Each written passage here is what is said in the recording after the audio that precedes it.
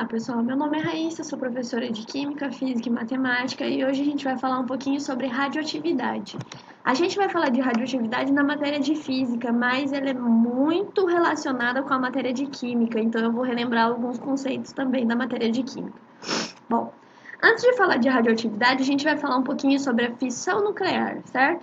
A fissão nuclear é um processo utilizado muito nos reatores nucleares que a gente tem hoje em dia. Como que funciona uma fissão nuclear? Vou passar aqui uma animação para vocês. A fissão nuclear é a seguinte: a gente bombardeia um núcleo muito grande com um nêutron e ele se divide em dois núcleos menores. Em dois núcleos, em três núcleos, isso depende muito do processo que a gente está tendo ali. O que é a fissão nuclear? A gente pega um núcleo muito grande e transforma em núcleos menores. É isso que é a fissão nuclear.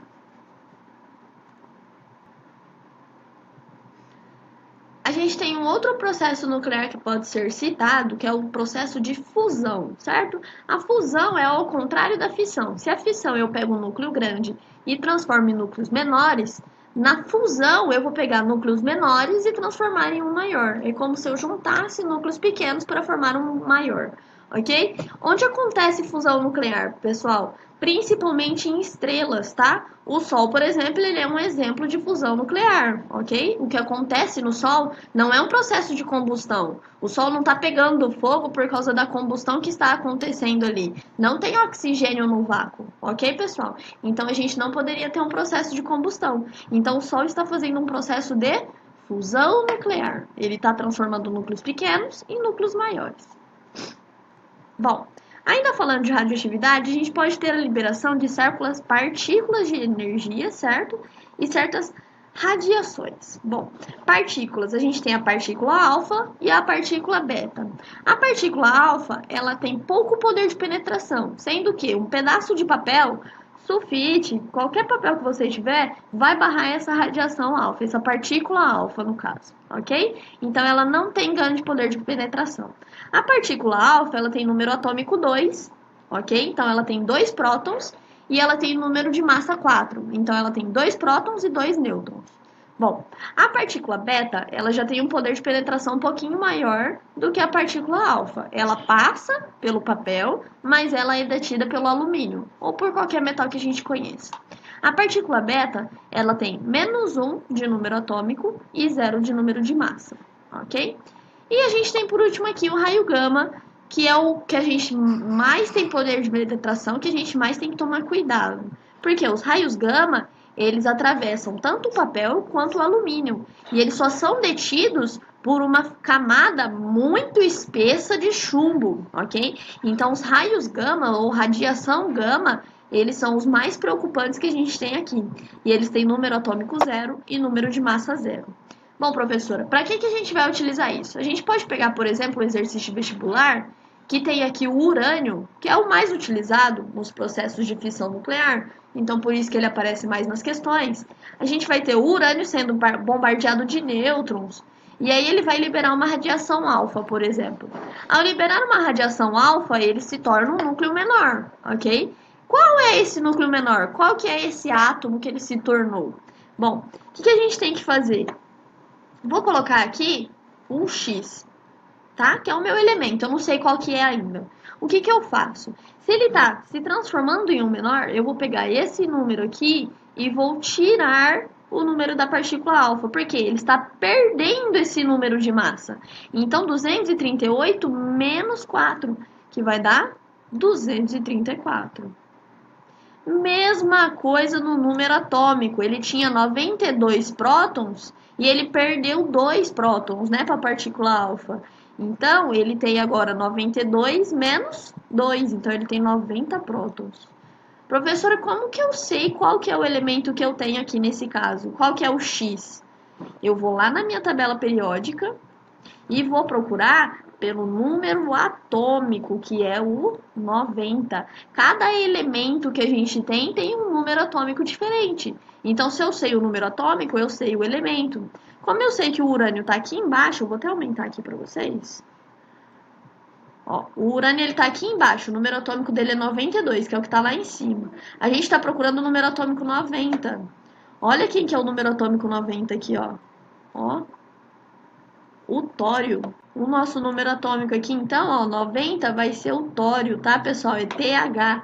Então, lá onde estava escrito X, a gente vai escrever TH agora. Eu vou apagar o X aqui e vou escrever TH. O que que isso quer dizer, pessoal? Quer dizer que ao urânio ser bombardeado com nêutrons e liberar uma radiação alfa, ele se tornou o elemento tório. Pessoal, outro tema muito importante para a gente estar falando sobre a radioatividade são os acidentes radioativos. O principal acidente radioativo conhecido é o acidente de Chernobyl, que foi na Ucrânia. Teve uma grande quantidade de radiação que foi liberada a partir da explosão, na verdade, que a gente teve de um núcleo.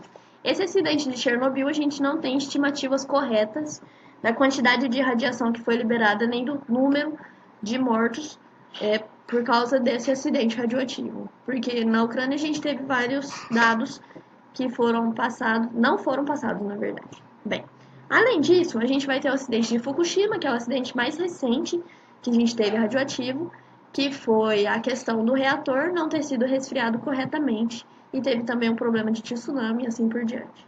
Bom, a gente tem aqui no Brasil um exemplo de acidente radioativo, que na verdade não chega a ser um acidente, não teve explosão de reator, não teve nenhum vazamento de radiação proveniente de usina nuclear.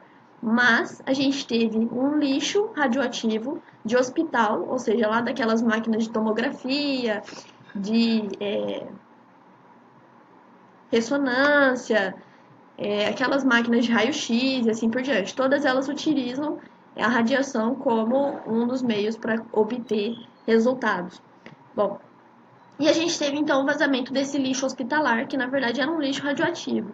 E ele foi parar num lixo comum, num lixão. E uma pessoa achou esse lixo, conseguiu abrir então essa cabine, e dentro a gente tinha um material que brilhava, né? Um material neon. E a partir disso eles acharam bonito e acabaram demonstrando para toda a cidade, para alguns conhecidos e assim por diante. E aí a gente teve então mais uma contaminação por radiação. Esse acidente é conhecido como Césio 137, se vocês quiserem pesquisar, ok? Ocorreu aqui no Brasil, em Goiânia. Bem, além disso, pessoal, a gente tem que falar um pouco sobre o decaimento radioativo. Por quê? Esses acidentes radioativos, eles ocasionam a radiação livre, certo? Então ela vai estar no ar, na água e assim por diante. A partir do momento que a gente tem a radiação livre, ela vai ter efeitos no corpo humano que não são bons, ok? Claro, a gente tem tratamentos feitos com radiação? Sim. A gente tem a irradiação, que é um tratamento feito com frutas, com legumes, até mesmo com máscaras que a gente está utilizando muito agora. Para a questão de esterilização? Sim, a gente tem, mas é controlado, certo? A gente tem uma quantidade baixa de radiação sendo irradiada ali. Agora, quando a gente tem um acidente, esse acidente geralmente a gente não controla a quantidade de reação que foi liberada. Então, o que que acontece? A radiação, ela tem uma coisa chamada de tempo de meia-vida. Tempo de meia-vida é o quê? A cada certa quantidade de tempo, a gente vai ter essa radiação diminuindo pela metade, ok? Então, decaimento radioativo, a gente pode falar que ele é uma função exponencial, porque ele vai caindo conforme o tempo vai passando. Por exemplo, um exemplo assim, realmente que eu estou inventando. O urânio, vamos falar que ele tem um tempo de meia-vida de 100 anos, ok? Não sei se é isso, pessoal, tô chutando.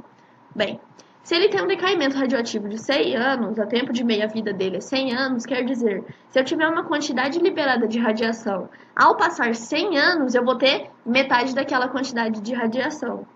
E aí passou mais 100 anos, eu vou ter metade daquela outra quantidade que já tinha anteriormente. E assim por diante, a gente sempre vai caindo pela metade, ok? O que que é ruim nesse sentido do decaimento radioativo?